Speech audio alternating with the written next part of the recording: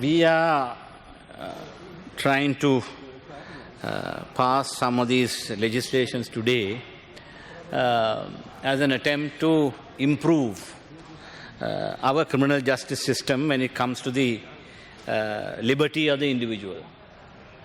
Now we talk about today in this morning or this afternoon, the Honourable Minister was heard to say that the government follows a policy of zero tolerance against torture. Now these are all very pious words. These are all utopian, I would say, utopian dreams. But then, to make it a reality, there needs to be paradigm change in the manner in which we administer our criminal justice system. It is a known fact that torture is an endemic problem in the culture of policing in this country. Together with that comes the need to have a relook at the Prevention of Terrorism Act. Several speakers before me had talked about the Act itself being a very temporary one when it was enacted way back in 1978. But in its implementation, we have found that it has paved the way for terrible abuse of suspects in custody, particularly when it comes to torture. Torture is not simply physical torture. What about the mental trauma that you subject an individual when you subject him to administrative detention without any judicial supervision for months on end? For almost 1.5 years, you can keep somebody incarcerated without any judicial supervision. So this is a very draconian piece of legislation which must be revised, and we must bring an end to this endemic culture of torture. Now, in order to do that, now we must also remember that we have now arbitrary detention finally ends up in facilitated torture. You facilitate torture by arbitrarily detaining somebody. We have several such people in such detention centers in several places in this country. So, what now I would quote here, in 2017, the United Nations Special Rapporteur on Human Rights and Counterterrorism said this: "This has fostered the endemic and systemic use of torture." That is the Prevention of Terrorism Act. "Entire communities have been stigmatized and targeted for harassment, arbitrary arrest and detention." We saw what happened after the Easter Sunday attacks. Almost 2,000 to 3,000 Muslims are arrested en masse and detained. Subsequently, over a long period of time, one by one, several got released. There are 200 others in custody. And among those are some young people who have even got university entrance. Some have even got entrance to medical college. There are engineering students under custody. Now these young people, now without any, if there is substantial evidence, bring them before a court of law. Charge them.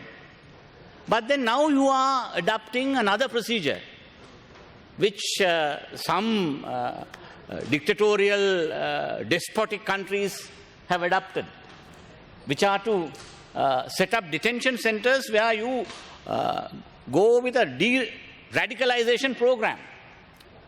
You have already published a gazette.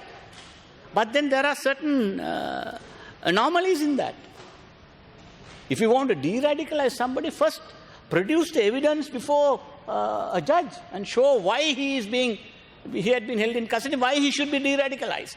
What are the reasons for it? So you use various other provisions. Now you have had several other notable detainees we have talked about several times. Mr. Hijaz Hezbollah, a young lawyer who had been in detention for a long time. Now you have decided to file a case against him under the ICCPR Act, under hate speech provisions. Up to now, you have only been able to do that. And you have known to have tortured and pressurized witnesses to incriminate him, saying that he took part in various radicalization classes, which is all a figment of the imagination of some of those people who have other vested interests to achieve. So the abuse of these provisions has finally resulted in the European Union looking at it from a point of view of, in a roundabout way, bringing some economic sanctions. Economic sanctions, when I say, the preferential tariff arrangements are in danger today because of our attitude towards the people who are under custody. Now you go and pardon 16 detainees who are under PTA.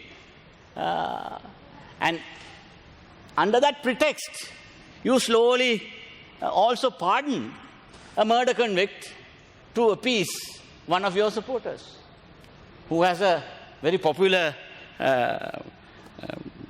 TV station, who has been singing your hosannas for several years now, who are responsible to even bring you to power. There are two specific TV stations. They have been amply rewarded by several means. Some are being also awarded tenders to buy all types of, antigen tests and test kits and all sorts of things are happening. Now, these things are being monitored and looked at. So, now, in order to, if you look at what is happening in the outside world today, it's very obvious. The government is becoming unpopular by the day. So you need all these friends who run electronic media to boost your sagging morale. So what do? You go and pardon 16 PTA detainees along with the person whom you have given a pardon when he had been under a death sentence, confirmed by 5 senior judges of the Supreme Court.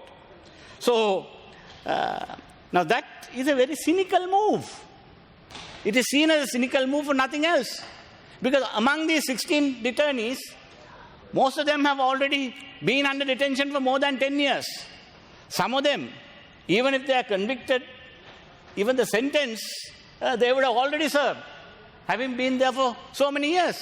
So there is nothing surprising when, this is why such cynical moves will be laughed at by the international community. Already we have invited a lot of wrath from well-meaning friends among the international Honourable Member, you have 2 more minutes. Yeah. Now let me also come to some of these other issues. Now particularly the Criminal Investigation Department, the Attorney General's Department, all these departments are departments who had a certain sense of pride in their work. They were seen as a very independent institution.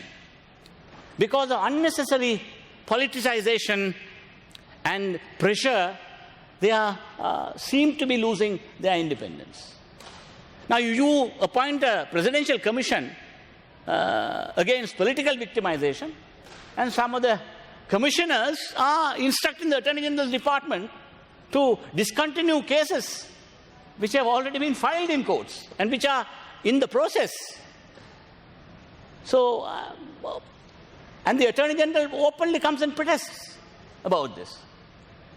And you are also blaming and passing strictures on members of the Aegis Department who have sincerely done their duty and work. So, such is an attempt that is causing all these problems for us in the international arena. So we need to have a relook at all these things. we need to have some reform in these areas. Now, particularly, I would urge the Honourable Minister to look at this so-called de-radicalization gazette and its the manner in which it is going to be implemented. I saw that you have now enlisted some Muslim theologians, learned men to de-radicalize these young people. By doing such a program without sufficient evidence against them, you will only radicalize them rather than re-radicalizing. Honourable Member, This is your what I time is feel. up. Please wind up. So therefore, these matters that we looked at with a different approach, and then some of these issues needs to be corrected. And also I would here talk about the Office of Reparations.